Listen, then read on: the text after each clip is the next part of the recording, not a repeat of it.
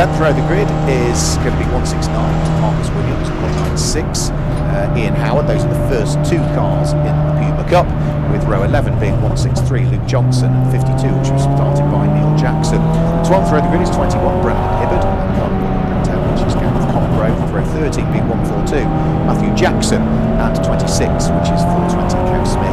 14th and final row of the grid is 99, which is Ben Scott, and alongside Ben is going to be car number 110, which is John Baker. So that gives you the full grid for this particular one, and looking forward to seeing how it gets on. It's worth mentioning that in the number 142 car, which Matt Jackson starts, Matthew Jackson alongside Sammy Jackson. Sammy and Matt are Mark Jackson's son and are racing Mark Jackson's green Puma. Sammy secretly passed his arts test to surprise Mark and race with him. However, Mark passed away very sadly before that could happen. So we wish them all of the very best in this one. Matthew Jackson and Sammy Jackson can't come together. It's such a shame that Mark couldn't see Sammy race, and so the arts test was already booked. And Sammy was a very quick lesson for Mark Jackson, who is fondly remembered by the team. So then, they've got themselves in neat 2x2 order. It's the white and the blue Honda Integra of Nigel Ainge that starts on pole position. It's going to be the white and blue and grey Ford Fiesta of Adam Brown alongside. Now, Nigel Ainge is not as quick as Danny Cassar. Danny Cassar would have set the time that set that Honda Integra on the grid, so no disrespect to Nigel Ainge, but the car that's on pole is likely to go backwards in the first stage of the race, but will come back into it when Danny Cassar jumps on board. So it wouldn't surprise me if Adam Brown takes the lead of the race and starts to build a margin. We'll have to wait and see how it all pans out, because we've got 40 minutes on the clock, we've got beautifully dry conditions, and we're about to get our Quad Sports, Tin Tops and Puma Cup race underway. We'll keep an eye on what's going on in the Puma Cup as well, because that was all very tight in qualifying. It's the Hadfield Motorsport car that qualified on pole, which is the purple car that is on pole position in reality for the Puma Cup further down through the order. Red lights are on the gantry, and we're about to flash their way out any second now, which they do, and it's not a bad start from Nigel Ainge, to be fair, who is matching Adam Brown for pace, but it's a rocket of a start from Colin Simpson, who's going to make it 3 wide as they head up towards Ritchie's. Is the Peugeot going to take the lead? Is Adam Brown going to sweep around the outside? No, it's Adam Brown who sweeps around the outside to pick up the early lead, as they all, I think, safely make it through Ritchie's for the first time and head down in towards the braking area for the Wilson hairpin. Colin Simpson was trying to squeeze through into second place, but I think might have dropped to third here, because the fast starting Richard Bethel at the wheel of his Clio is trying to prise the door open. In the Puma Cup, we'll try and work out what's happening, because they're all still working their way through the Wilson hairpin. Watch out for car number 888, which is Andrew Windmill, who qualified out of position. Not very often you see Andrew Windmill qualify outside of the top 10. He was 11th, but arguably that is one of the quicker cars we have in the series, albeit because of his win on the Silverstone National Circuit, he's got to stop for an extra 30 seconds. So watch out for the light blue number 888 Honda Civic Type R. So everybody's stretching their legs down the short straight towards Hamilton. The early lead in the Puma Cup is being disputed at the moment by, I think that's going to be Marcus Williams, that's fighting away with Luke Johnson for the early lead in the Puma Cup. But again, we'll confirm that when they head over the start-finish line at the end of the first lap. Yes, it is. You can see the cars now as they head round through Oggies. It's always a good back to the Puma Cup, which are very much standard cars. You don't buy a pack of parts and build the car into Puma Cup specifications, so everybody's got the same equipment. And the Puma Cup is a very cheap way of going racing against the purple car that leads the way in the Puma Cup in the early stages of this one. But the race leaders are already through Brundle and Nelson, and what a first lap from Andrew Windmill, who has carved his way from 11th on the grid up through the order to what I think might even be 4th place. Adam Brown has sprinted away in the lead of the race, as I said he might do. It's going to be Colin Simpson who's there in 2nd place. Puma Cup, as we say, being led by the Hadfield Motorsport car, which is the purple and black car of Marcus Williams. And as the race leaders head over the start-finish line, might Andrew Windmill even be up into 3rd at the end of this lap? Yes, he is. Adam Brown leads the way. Colin Simpson 2nd. It's going to be Andrew Windmill who is up into 3rd from 11th on the grid. Richard Bethel drops down into 4th place at the wheel of the black Renault Clio. Nigel Ainge is there in 5th place, and I think it's going to be the number 10 Renault Clio of Richard Fowle, who's there in 10th place. 10th place I should say, in what will be 6th place at the end of the lap. Sean Ely is up 4 places. He's up into 7th place, the Campbell Park winner. Then it's Chris Earl, Gary Barlow and Matt Churton that complete the top 10. So that's the order of the top 10. So Nigel Ainge, I did say, would sort of go backwards a little bit, so 4 places lost from the pole sitting car. For Andrew Windmill, he's now through and ahead of Colin Simpson, so the Peugeot trying to fight back again as they head in towards a braking error for Agostini. Is the Peugeot going to go back through? Yes, he is. He's got the inside line. Andrew Windmill sees him coming, lets him go, and knows full well he'll have another opportunity to try and wiggle his way through and pass later on in the lap. So it's a Fiesta that leads, a Peugeot second, a Honda third, a Renault fourth at this stage. So 4 different manufacturers inside the top 4. What is one of the older series. This first started in the Classic Sports Car Club back in 2005, was the first ever Tin Tops race that we've had, so it's been going on 21 years now, the Tin Tops, and it's still as popular as ever with 28 cars having qualified this morning. So on to the Bentley Straight for the second time. Good fight going on for 7th, 8th and 9th, which is Sean Ely at the front of that middle queue, but the race leader, Adam Brown, leading by 2 3/4 seconds at the end of the first lap. Race conditions very different to the qualifying conditions, where it was certainly wet and showers all the way through. So a beautifully dry track now.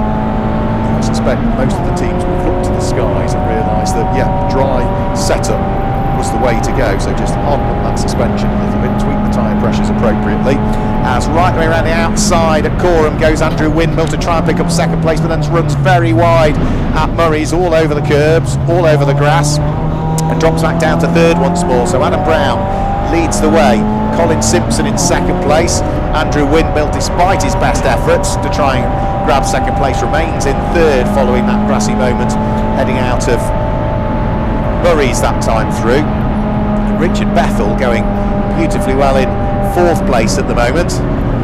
But we do need to remember that some cars have additional time penalties, and stopping on the start-finish line, that is Nigel Ainge with, by the look of things, is that damage to the front left-hand corner of the car? There's something that's not quite right with the front left. Yes, it is. There was contact with a Renault Clio. I couldn't pick out exactly which one it was. It was Richard Fole, actually. So coming out of the final corner, Nigel Ainge was slow. It looked like it was just pulling to the right-hand side. He tried to correct it, put his foot to the floor, and it went straight into the side of Richard Fole. He's lucky he didn't go into the pit wall.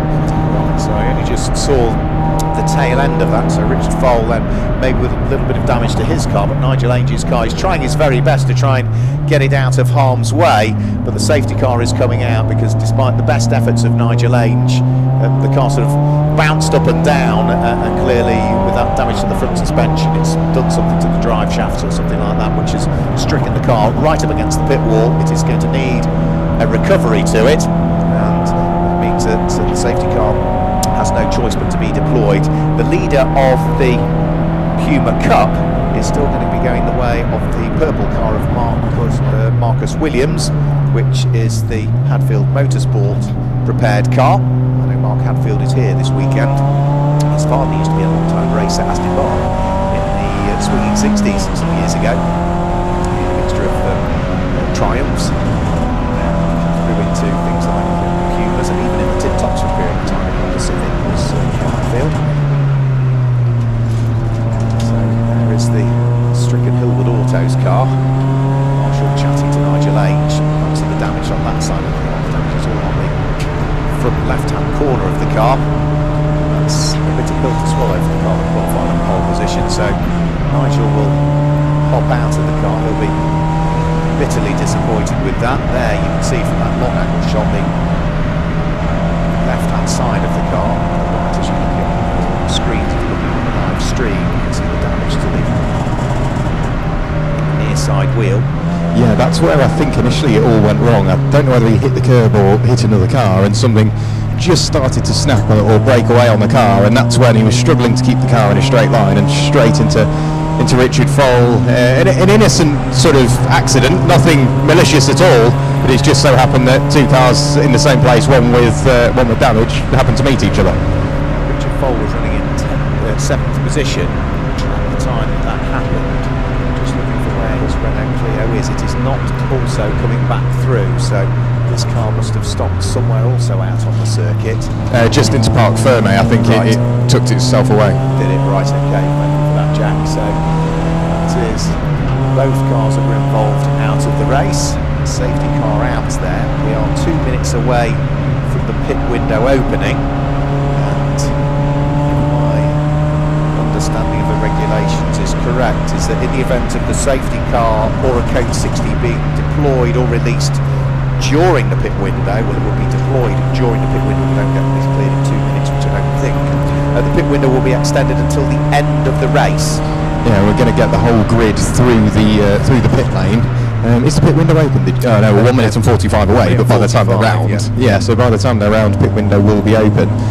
But we're being told that the safety car will lead the field through the pit lane anyway. Yeah, because of course we've got to get a recovery truck on to pick up Nigel Ange's car, so it's not often you see the whole field having to come through the pit lane, but if the course is blocked and we need to do that on the start-finish line, it does happen from occasion. So again, reading regulations, in the event of a safety car or code 60 being deployed or released during the pit window, we're not there yet, we will be in about 80 seconds time, the pit window will be extended until the end of the race. And then it says, for the avoidance of doubt, this means during a 40-minute race, if a safety car is deployed at 8 minutes into the race and withdrawn at 12 minutes into the race, the pit window is not extended as the safety car was deployed outside of the pit window.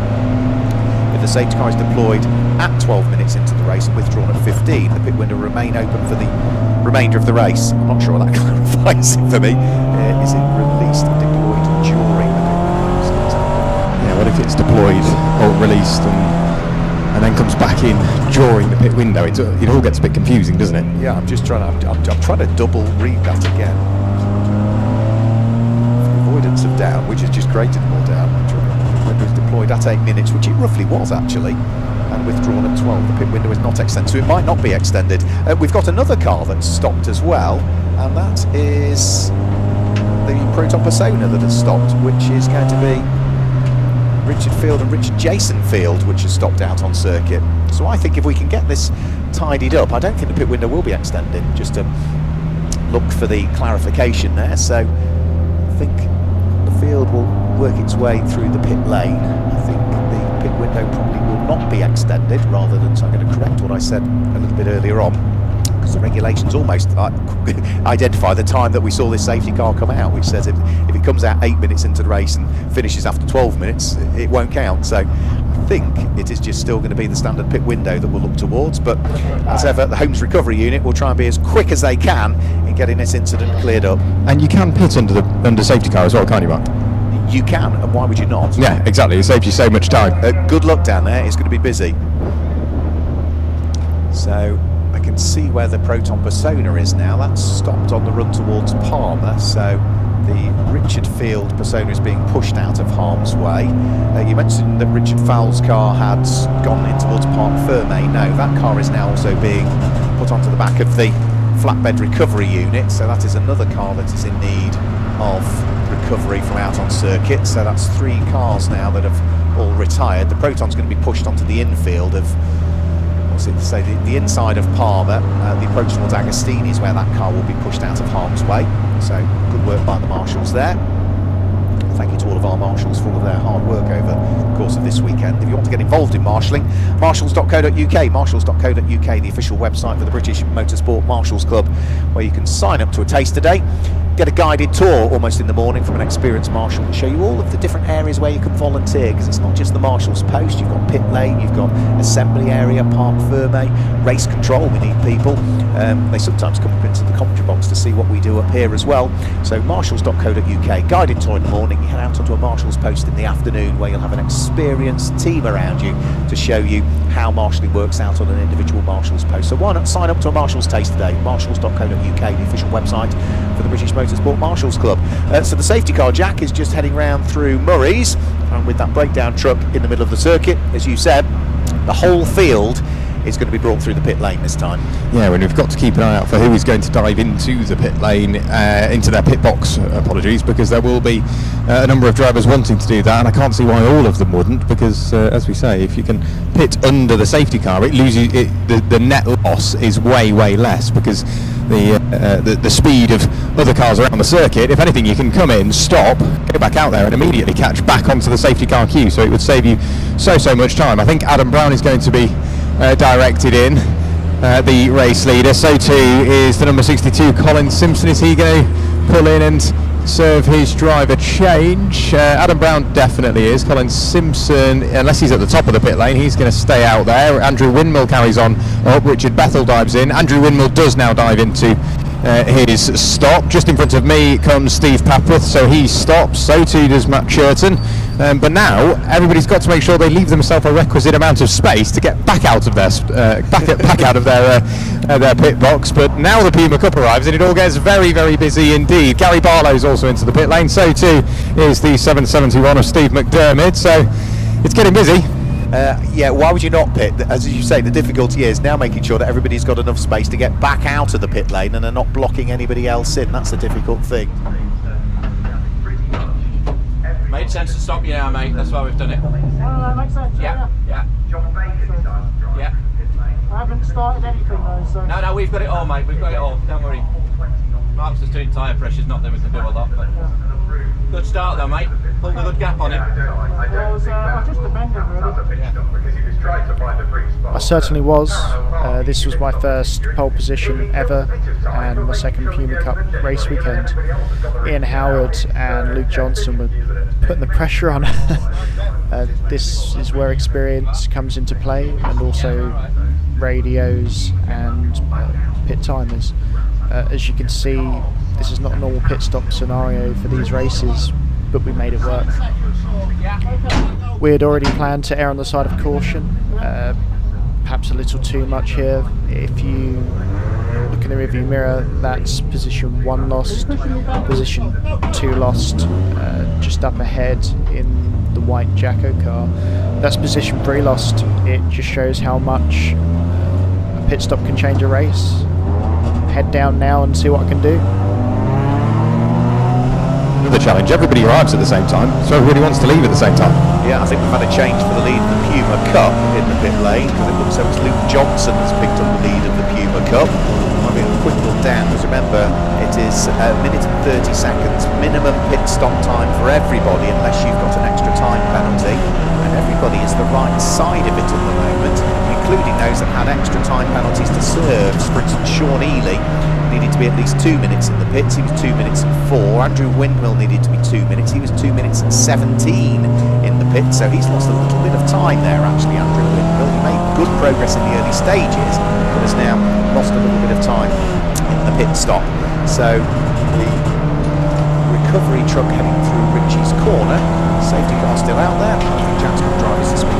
Yeah, down here with Sammy Jackson. Sammy, for a number of reasons, racing can be somewhat difficult, especially for yourself and your family throughout this week, but what does it feel like to be out there in the car and here at Snetterton? I've been worried about it all week, to be honest, but it's felt close to about it. It's his pride and joy, so it was nice to take it out and give it a good shot. It's been fun behind everybody else, but everyone else. That's all we can ask, and I have to say everybody at the CSCC is incredibly proud of what you and your family are doing, so no, it's a pleasure to see you out there. I'm glad you're enjoying it. No, I had a great time. Just a shame about the safety car, lost 5 minutes, but that's racing, and hand it over to my younger brother, and hopefully we'll bring it home and get it up into the top 3. Amazing, we look forward to seeing it. Good luck. Cheers. So a quick word there with Sammy, but back up to you, Mark. Yeah, good to hear from Sammy Jackson, having booked his ARDS test before the sad passing of his father, Mark Jackson, and what a way to remember him by the two brothers sharing the car this weekend. There is a Just Giving page as well, so maybe if you look on the CSCC website, you'll be able to be directed towards that, which I think, if memory serves me correctly, is for brain tumour charities.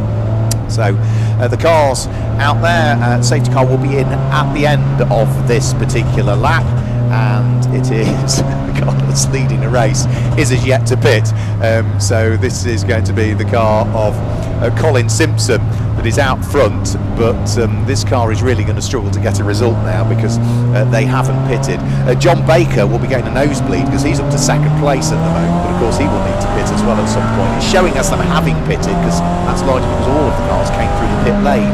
That's what blocks up the fact that the car has done a pit stop, but we know it was not a mandatory pit stop that they did, so they've got to come back in again. but John Baker will be sort of having a nosebleed being up in second position overall. He knows he's not the quickest driver out there, thoroughly enjoys his racing. He's not been out for a good period of time. He qualified at the back of the grid, but it's up into second place. For the Puma Cup, it is Luke Johnson that leads the way in the Puma Cup, I think, which is the almost rapid fit livery back to the Super Touring Car days of Ford Mondeos that adorns his car. And second in the Puma Cup, I think, is going to be Ian Howard, isn't it, at this stage, at the wheel of the car that John Glover owns and is regularly seen driving, car number 196. So safety car peels its way into the pit lane. It's up to Colin Simpson to decide when he wants to get things going, but he dives for the pit lane, which now means as John Baker dives for the pit lane and car number 420 Kev Smith dives for the pit lane, that the race is back on again. Well, that was hard for me to watch. I don't know about you, but so slept a little bit on the restart. I thought we were going back round again with the safety car, but we didn't. So essentially now it's just head down and see what I can do. This is probably where radio's coming useful, I would have thought. And he's going to be coming in. He was supposed to come in last lap, but I've got a feeling he'll come in this lap. Right, so that didn't quite go to plan for the team then. No, he's leading the race. I went over to grab a word with Josh and I said, I've lost track of everybody. Well, what's your name? What car number? Because everybody came in and I couldn't keep an eye on drivers. And Josh said, I'd love to chat, but Ben's coming in this lap. And then everybody else came in and Ben didn't. So leads that's the problem. It's showing it's done a pit stop, and you don't know whether it's a mandatory pit stop or not. That car leading the way, but as yet to pit. Gary Barlow's having a good little squabble out there with what will be the number 46 car. That was the car that was started by John Ridgeon, is now going to be in the hands of Steve Reynolds, and Gary Barlow has now also got trying to go around the outside of him.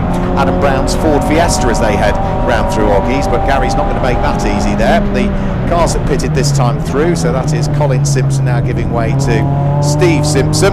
They trundle their way back down the pit lane. John Baker's completed his pit stop, as has Kev Smith. So there's only one car now to pit, which is going to be Ben Scott giving way to Josh next time through. Everybody else has now conducted their mandatory pit stops. So that made things rather interesting with everybody pitting on the same lap, barring 4 cars, 3 of which now pitted on the next lap, and the final one will pit this time through. So those who pitted on that lap diving back into the pit lane. We'll give you a full rundown of the order next time through, because with the pit stops and the safety car period, it has all got a little bit confusing, but it should be car number 26 Chris Earl that will be leading the way at the end of this lap. He's about to flash his way as he over the start finish line. So yep, here comes Chris Earl. He leads the way in the Honda Civic, car number 26 from Richard Bethel's black Renault Clio in second place. Third place is going to be Steve Papworth, who's there in third place. Now Steve, we thought at the time, qualified out of position 18th this morning. Steve Papworth qualified. He's now up into third place. It's going to be Stephen Reynolds in fourth place, with Adam Brown in fifth trying to attack. And I think Adam Brown at the moment is squabbling away with, was that the MGZR he was squabbling away with, of Steve McDermott? No, he's made his way through and past Gary Barlow, so Adam Brown's now up into 5th position by the look of things, so he has made a bit more progress that time through. Well, I'm pretty happy with that pass. That's position 3 gained back, so let's see if I can keep it and also keep pushing towards position 1 and 2. Side of Steve Papworth's Honda Civic and sneaks his way through, so that could now be up into third place for Adam Brown. And what can he do this time? Which really gets a little bit sideways with number 24 Ford Fiesta, some couple of rears on his car still.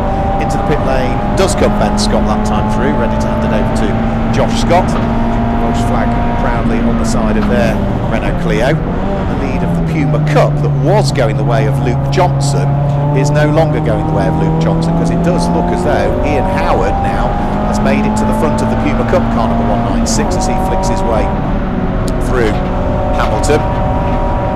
Down the Bentley straight go the front runners. Chris Earl was leading the way by 2.1 seconds at the start of this lap.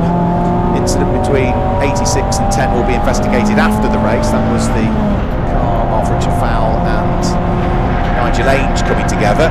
17 3/4 minutes of the race still to go, as it towards the race leader. He will be coming up towards the conclusion of the lap before too much longer. Chris Earl leading the way, or was at the start of the lap. And this time, as he comes over the start-finish line, it is still Chris Earl that leads the way. So it'll be Richard Bethel that's there in second place.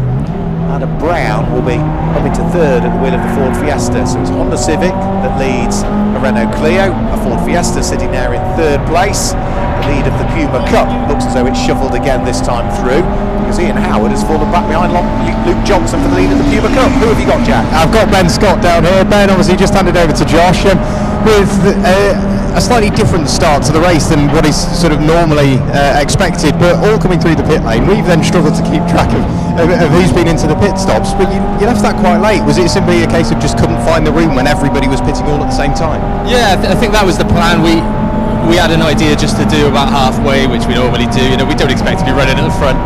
And then I came through. I wasn't really sure whether we had to come through the pits on that one because of the car in the lane, on the straight. So yeah, we came in. My brother just told me keep going, and then at the end of the lap, everyone else came in. So let's go. Why not? I'm unlikely to be winning a race anytime soon, so why not finish at least one lap? What you have done is send him out in a load of clear space so he can go out there and really start racking up the lap times. Yeah, that was the plan. It was totally accidental. I just came in when I did, and yeah, I mean we're here to enjoy ourselves. This is only our second race. Try to raise awareness. We've got a charity, Tidy Butt, which is a Welsh mental health charity, and we've got that all over the car. So it's just about learning, and then hopefully we can move on next season as well. Amazing. Best of luck with the rest of the race. Cheers, buddy. Thank you. Quick word there with that of Ben Scott. Mark, back up to you. Yeah, a very worthy cause as well, Tidy Butt as well. Safety car restart under investigation. Car number 42 and car number 142. So 142 is the Jacksons, which is Matthew and Sammy Jackson, and 42 is going to be a car that I can't see on the timing screen at the moment. So I don't wonder if that number might be incorrect. Yeah, I don't have a 42 either. Yeah, no, it's not just me then, not just me. Puma Cup squabble is good as well. Luke Johnson has made his way back towards the sharp end of the Puma Cup, but is still under pressure from Ian Howard. So Luke Johnson number 163 leads Puma Cup from 196, which is Ian Howard. Those two cars just heading down towards the bottom of the Bentley Straight at the moment, while some of the other tin toppers are trying to weave their way through and past, including Brandon Hibbard at the wheel of the slightly older Honda Civic, which runs in Class E. Through and over the start-finish line goes Richard Earl. He still leads the way from Richard Bethel. 6 seconds is the gap between first and second, but Adam Brown looking to try and squeeze his way through into second place as they came over the start-finish line, and I think has probably managed to do so. New fastest lap of the race, though, goes to the car in 7th place, which is Andrew Windmill, 2 minutes 11.059. So again, bit of a topsy-turvy race this one, with some cars losing time in the pit stops, the cars all coming out through the pit lane because of the blockage with Nigel Ames' car stranded out on circuit. So it's still this race trying to settle its way down as we reach 14 minutes to go. The pit window, just to confirm, has now closed as well. The Puma Cup leading competitors heading round through Ritchie's corner, and the top 3 are all together in Puma Cup, because it is still going to be Luke Johnson that leads Puma Cup from Ian Howard, but not that far away is the Puma Cup pole sitter, who's currently running 3rd in that category, which is the purple and black car of Marcus Williams. So let me run you down through the full top 10 at the moment. And when they started this lap, 26 Richard Earl was leading the way. I just want to see as he turns his way down through Brundle and Nelson, who's there in 2nd place, because I suspect it's Adam Brown that's now been to 2nd place at the wheel of the Ford Fiesta. Looking to the background of the shot, can't quite tell, but I think it's Adam Brown now, car number 1, that's up into 2nd position. Indeed it was, just caught sight of him there. Number 318 Richard Bethel therefore will be down into 3rd position. Yes, Adam Brown is there in 2nd place. Richard Bethel is there in 3rd place. But he's got Gary Barlow breathing down his neck in 4th position. 5th place is going to be the number 46 Honda, which will now be in the hands of Stephen Reynolds. 5th place will be 14 Steve Packworth, but he's under pressure from Andrew Windmill, who might be through to 6th by the end of the lap, but Windmill was 7th at the start of it. Steve McDermott in the MGZR is in 8th place. Matt Churton in the number 40 Renault Clio is 9th. And Charlie Ford in the 69 Ford Fiesta completes the top 10, or at least did at the start of that lap. restart of that race will be investigated after the race, is what we're hearing, so there's no further reports to bring you on that one. We have now had, yes, a change for 6th and 7th. Andrew Windmill had got himself ahead of Steve Papworth on that lap. Adam Brown did get through and ahead of Richard Bethel. There's also been a change for 9th and 10th place as Charlie Ford goes through and ahead of Matt Churton. So the Ford Fiesta, number 69 now up to 9th, down to 10th goes number 40, Matt Churton. So Andrew Windmill, now that he's up into 6th position, the next target will be 2.5 seconds up the road, which will be Stephen Reynolds. So the two Honda Civics getting close to each other as they head in towards the braking area for Agostini. And that previous lap, 3.8 seconds quicker was Andrew Windmill, and he's only 1.5 behind at the start of the lap. So Andrew Windmill arguably should be through to 5th position at the end of this lap. So through Hamilton, up towards Oggies, the light blue Civic. Feels like about from here really that I just can't keep catching. I was catching, and now they appear to be pulling away. Probably driver error by me, I would have thought. I need to analyse this a bit more of the race team and go over it. I'm sure there's some things I can improve on. Also could be engine temps, as I've been pushing super hard to get places back maybe, or tyre temp potentially, maybe I just need to manage things better. To overtake, and for Andrew Windmill, he can have another little nibble potentially on the run through Corham and up towards the braking area from Murray's, or he can keep his powder dry and wait until the start-finish line to squeeze his way through. We've had a change for 3rd as well, because Gary Barlow now, the Honda Integra DC5, number 30, the hastily repaired car to get it out for this weekend, is repaying R&J Autos beautifully, because he's through and ahead of Richard Bethel. Number 26, Chris Earl, still leading the way by 6 3/4 seconds from Adam Brown. Chris Earl was faster than Adam Brown that time through. Andrew Windmill has picked the pocket of Stephen Reynolds and goes through to 5th position on the run in towards Ritchie's corner that time through. So having overtaken one Honda Civic, he's then got another one to overtake, which is to put a lap on Kev Smith's orange and black number 420 car as they turn in towards the Wilson hairpin. So Andrew Windmill on Silverstone. I'm pretty sure also that Luke and Ian set brand new lap records here from Puma Cup, which probably doesn't help my cause. So yeah, I am happy where I am, considering this is my 2nd Puma Cup event. Just need to learn more really. If you have any suggestions, drop them down in the comments with a timestamp, and I'll look at them. Says he hasn't got past Kev Smith's Honda Civic just as yet. He finally does so on the outside of Hamilton and places a lap on the black and orange number 420 car, so he can now concentrate his efforts on what's going on. Over the start finish line comes a squabble for the lead of the Puma Cup as well, and that's Luke Johnson, who still only just leads it from Ian Howard. So it's the blue and red Ford Puma, blue and yellow Puma that leads it from the all yellow Puma of Ian Howard. And 3rd in the Puma Cup is Marcus Williams, who had close up to them, but now the wheel of the Hadfield Motorsport purple and black car has just fallen away again to a degree. That being car number 169, that's 3rd of the Puma Cup competitors. So that's a good little squabble to watch out for. 1st and 2nd in the Puma Cup. It's just working its way out of Palmer now and down the short straight in towards the braking area for Agostini. Luke Johnson has been a long-time competitor in Puma Cup over the years. Ian Howard, who first appeared, I think it was last year, Alton Park last year was the first time we saw Ian Howard appear. And for Marcus Williams, I think it's the first time I've seen Marcus driving in Puma Cup. Certainly of the race meetings that I've been at, so leading 2 in Puma Cup. If they hold each other up, it could become a trio again for the lead of Puma Cup. We'll have to wait and see. Chris Earl still leading the race overall with 8 minutes to go. Andrew Windmill now, he's up into 5th place at the wheel of number 888 Honda Civic, has set another new fastest lap of the race, 2 minutes 10.626. He was 3 seconds quicker than Richard Bethel, and should be through to 4th at the end of this lap, I would have thought, as the Puma Cup front runners head down towards the bottom section of the circuit through Brundtland, through Nelson. Peugeot 205 and Sean Ely also claimed 2 places on that lap. He was up from 11th to 9th at the wheel of the Peugeot 205, which I think without question is probably the oldest car we've got in the field this weekend. But the lead battle in the Puma Cup still absolutely raging as they work their way through Coram. And if anything, they're starting to catch up with the slightly older Honda Civic in the hands of Brandon Hibbard, who got past them a few laps ago.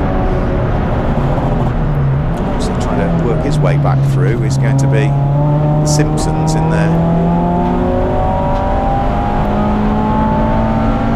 Number 62 Peugeot. So lost a huge raft of time and has gained 6 places on that lap. Number 62 car running in 15th position overall. The leading Puma's still absolutely rooted together now. Hazzy and Howard this time got a better run coming out of Ritchie's, looking for the inside line as they head in towards the braking area for Wilson. Outbrakes himself, dives up the inside and then runs wide on the exit of the corner, and Luke Johnson retakes the lead of the Puma Cup once more. Ian Howard could not have braked any later there and still kept the car pretty much on the tarmac, maybe a little bit of grass on the way out, but Luke Johnson saw him coming and didn't try anything there, saw that the car that was trying to take the lead in the Puma Cup was going to run out of tarmac, and indeed did. So that sort of settled the Puma Cup battle down for the moment. Chris Earl back over the start-finish line, leading by 7 seconds from Adam Brown. Andrew Windmill gains 2 places on that lap, and now the 888 Honda Civic is up into 3rd place overall. He is the quickest car out there. He was nearly 2 seconds quicker than Adam Brown. He was 2.5 seconds quicker than the race leader, and he's only 12 seconds off the lead with 5 3/4 minutes to go. So I wouldn't rule out the fact that Andrew Windmill could be challenging Adam Brown for second before too much longer. Depending on how long it takes to get past him, there might be enough time maybe to catch Chris Earl for the lead. We'll wait and see. Elsewhere in the Puma Cup, there's a good fight going on for 4th and 5th in the Puma Cup, which will be Gareth Cotgrove at the wheel of the number 110 car, just working his way out of Williams and onto the Bentley straight, coming under pressure from the number 152 car that sits behind, which is going to be a car that was started by Neil Jackson and now has Nick Fulljames behind the wheel. There's another good fight between the 2 Ford Fiestas as well. Catherine Henderson, car number 177, is managing to keep Alan Wiltshire at bay at the wheel of his slightly newer mark of Ford Fiesta. Those two heading over the start-finish line now, and they'll be fighting for 13th and 14th places overall as they head up towards Ritchie's corner. Henderson with probably the smallest wing mirrors you'll ever see on a Ford Fiesta. They're absolutely tiny in his Ford Fiesta. So Andrew Windmill, I want to try and keep an eye on how he is getting on, because he is the quickest car out there out on circuit. He was up from 5th to 3rd last time through the middle of the light blue car. How close is he to Adam Brown? Because he was a couple of seconds faster than him last time through. They've all had traffic to deal with, which is the tidy but Josh Scott driven Renault Clio that time through. So Andrew Windmill just working his way round through Coram. Gary Barlow not that far behind him at the wheel of the R&J Motors backed Honda Integra DC5. So the car has been hastily repaired to enable it to get out this weekend. Through goes Adam Brown. He does his best lap of the race so far, 2 minutes 11.9. Andrew Windmill 0.4 of a second quicker. So lead advantage 6.3 seconds from Chris Earl back to Adam Brown, 5.1 back from Adam Brown to Andrew Windmill, and a further 3 seconds off that is Gary Barlow, another 2.5 off that is Richard Bethel. So I'm sure we're going to see a great deal more shuffling at the sharp end. I think Andrew Windmill is running out of time to catch Adam Brown, who now realises the car is closing and is upped his pace, having done his best lap of the race last time through the second place car. Chris Earl could be on for a win in the Caward Sport tin tops here, leading by 6.3 seconds from the number 1 car of Adam Brown. Now, he was 0.6 of a second quicker, Adam Brown, last time through than the race leading Civic. So it's a Civic from a Fiesta, from a Civic, from an Integra, from a Renault, from a Civic. The top 6 currently. As in 3rd place, Andrew Windmill heads in towards the braking area for the right-hander at Oggies. Gary Barlow sitting there in 4th place. If you look in the rear view mirror, you can see Gareth Cotgrove. He's catching so been off the pace a bit here, just trying to put in the lap times and get to the end of the race in third. So we'll see what I can do here, but yeah, he's catching me pretty quickly. I'm pulling away here and there. The traffic we are the traffic, but yeah, the leaders coming through and the faster cars, that's going to play a part here too. Wheel of 110 DC5 trying to stick with Andrew Windmill. The race leader Chris Earl carving his way through the traffic, which is the Puma Cup battle that's going on at the moment, which is the purple car of Marcus Williams, who will be third in the Puma Cup but is under big pressure from Gareth Copgrove as they drop off the lead lap. Through goes Chris Earl with 1 minute and 49 to go on to what will be the final lap of the race, with a 3.7 second advantage between himself and the number 1 Ford Fiesta of Adam Brown. So that was a slower lap from Chris Earl, and that's largely to do with where he met the traffic. Now Adam Brown is tasked with having to deal with the traffic, which he dives past the squabbling Pumas on the run in towards the braking area for Williams. The purple Ford Puma desperate to try and hang on to a podium spot in the Puma Cup, which is the car of Marcus Williams. Gareth Copgrove desperate to try and wiggle his way through. They are now holding up Andrew Windmill inadvertently, who's trying to place a lap on them. Andrew picks off one of the cars, Gareth Copgrove, round the outside at Palmer, and then jinks to the opposite side of the circuit to squeeze his way through and past Marcus Williams. He gets that car done and dusted before they get towards the braking area for the left-hander attackers. Well, that was interesting. Trying to defend from Gareth, and then there's this super fast Fiesta that just flies up on me, so I thought best to get out of his way and allow him through. I appear to have lost the back end there slightly too. By Andrew Windmill. The final spot in the Puma Cup still up for grabs as well, as the number 169 Hadfield Motorsport car of Marcus Williams still trying to palm away the aspirations of Gareth Copgrove. Those two cars just making their way on towards the Bentley Straight for the final time. The clock is now showing there are 20 seconds to go. Chris Earl should be heading up towards the conclusion of the lap before too much longer. It looks so that winning the Puma Cup is going to go the way of Luke Johnson, because he has got enough of a gap between himself and Ian Howard so as not to worry. And for Chris Earl, he is about to come up to potentially place a lap on the cars that are fighting over first and second in the Puma Cup, is he? So Chris Earl up towards Murray's. The clock has ticked to 0, and he's going to accelerate his way onto the Senna straight, and he's going to put a lap, I think, on the car that's second in Puma Cup, which is Ian Howard, which means that Luke Johnson then, because he remains on the lead lap, should pick up the win in Puma Cup. Checkered flag comes out. The win goes the way of Chris Earl from Andrew Windmill. It's showing in second place, but no, it wasn't. It was Adam Brown who came over the start and finish line. 2.5 seconds adrift in second place. Well, there we go. Third place. Super happy and proud of that. Pole position in qualifying. Also super happy and proud of that. Thanks to Team Hadfield, Sean and Mark Hadfield, who were in the pit stop and were working on the car before and after the qualifying, etc. Just, yeah, great job. The car's very, very well set up and competitive, which I'm super happy with. I need a bit of work, but that's what I'm here to do. I'm here to learn, and that's what I've done, really.